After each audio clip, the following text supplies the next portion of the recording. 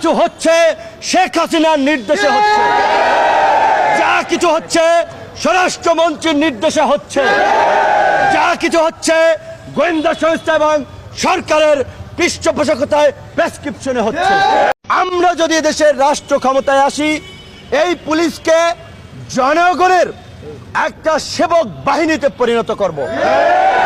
প্রতিটি পুলিশ সদস্যের প্রত্যেকটি কাজকর্মের জবাবদিহিতা থাকবে।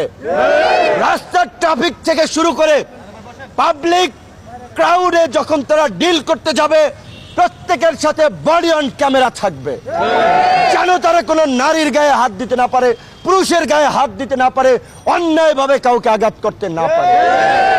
বন্ধুগণ, আমরা এই কথাগুলো বলতাম না, বলেছি এই পরিস্থিতিতে। গতকালকে এই মতিঝিল জোনের এডিসি, এসি, ওসি, এই থানার সবাই এসেছেন।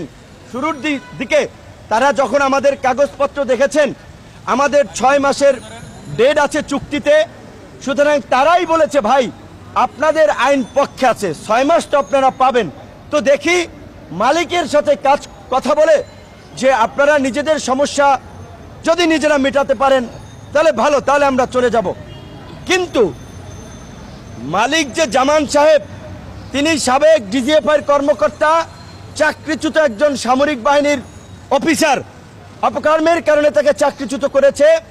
তিনি এখন গোয়েন্দা সংস্থার সাথে খেলছেন গণ অধিকার পরিষদকে ধ্বংস করার জন্য, গণ অধিকার পরিষদে ভাঙন ধরানোর জন্য।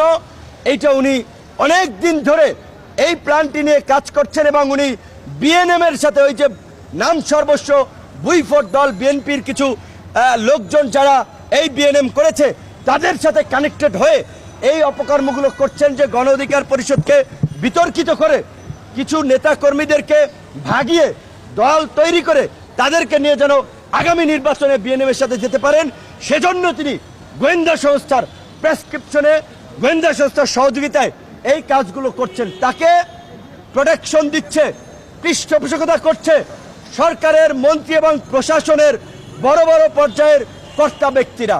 এখানে এসি, এডিসি এসেছে, তাদেরকে জামান সাহেব কোনো পাত্তা দেন নাই, কারণ তাদের বসের সাথে তিনি ডিল করতেছেন, তাদের বসেরা তাকে দিয়ে এই কার্যক্রম করাচ্ছে। আজকে এই গণ অধিকার পরিষদের কার্যালয় পুলিশ ঘিরে রেখেছে। আপনারা দেখেছেন পূর্ব পাশের গেট, পশ্চিম পাশের গেট, দুটো গেটে পুলিশ আজকে অবস্থান নিয়েছে। এই রকম অবস্থা আপনারা আর কোথায় দেখেছেন? বিএনপি কার্যালয়ে।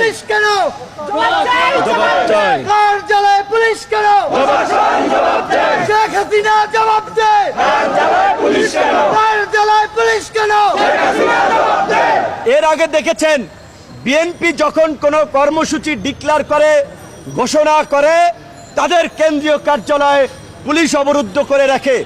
আজকে গণ অধিকার পরিষদের কেন্দ্রীয় কার্যালয় পুলিশ অবরুদ্ধ করে রেখে পুলিশ প্রমাণ করেছে যা